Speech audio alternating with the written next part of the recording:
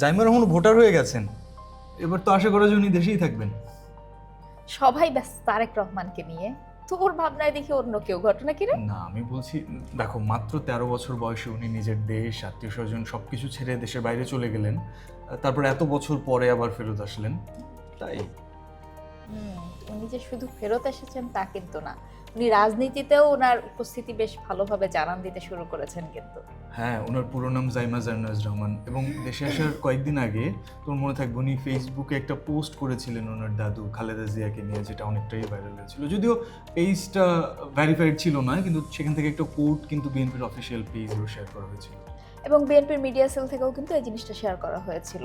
আর November মাসে বিএনপির একটা অফিসিয়াল ভার্চুয়াল মিটিং ছিল, সেই মিটিংয়ে কিন্তু জাইমা রহমান উপস্থিত ছিলেন এবং তিনি সবাইকে ধন্যবাদ জানান, তারপরে দলের কার্যক্রম এগিয়ে নেওয়ার ব্যাপারে কথা বলেন, এবং এটাই কিন্তু তার রাজনীতিতে প্রথম প্রকাশ্য উপস্থিতি ছিল। এবং সেই ভিডিও, সেই বৈঠকের ভিডিও, তারপরে ছবি বেশ তখনও ভাইরাল হয়েছিল। তবে গণমাধ্যমে ওনার ভিডিও অনেক সময় আসছিল। 2001 সালে ভোটের সময় ওনার দাদি বেগম খালেদা জিয়ার সাথে ভোট কেন্দ্রে উপস্থিতির একটা ভিডিও কিন্তু এখনো বিভিন্ন সোশ্যাল মিডিয়াতে ঘুরে বেড়ায়। হ্যাঁ, এবছর 5-6 ফেব্রুয়ারি যুক্তরাষ্ট্রে যে ন্যাশনাল প্রেয়ার ব্রেকফাস্টটা হয়, ওই অনুষ্ঠানে কিন্তু তারেক রহমানের প্রতিনিধি হয়ে জাইমা রহমান উপস্থিত ছিলেন, এবং সেখানে মির্জা ফখরুল সহ ঢাকা থেকেও অনেকে গিয়েছিলেন।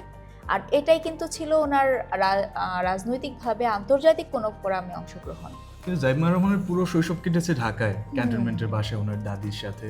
এবং 2008 সালে ওনার বাবা তারেক রহমান যখন গ্রেপ্তার হন এবং পরবর্তীতে দেশের বাইরে চলে যান, তখন তিনি তার বাবার সাথে দেশের বাইরে যান। তার আগে তিনি ইন্টারন্যাশনাল স্কুল ঢাকায় পড়াশোনা করতেন।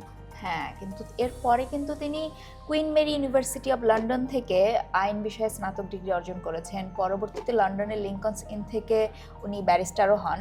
এই তথ্যগুলো ওনার ফেসবুক প্রোফাইলেও লেখা আছে। দেখো, জাইমা রহমানের প্রোফাইলে barrister at law, communication strategist, public relation professional, সেই সাথে দেশের গণতান্ত্রিক শাসন, অন্তর্ভুক্তিমূলক রাজনৈতিক সংলাপ ও মানব উন্নয়নে এগিয়ে নেওয়ার কথাও কিন্তু এখানে লেখা আছে।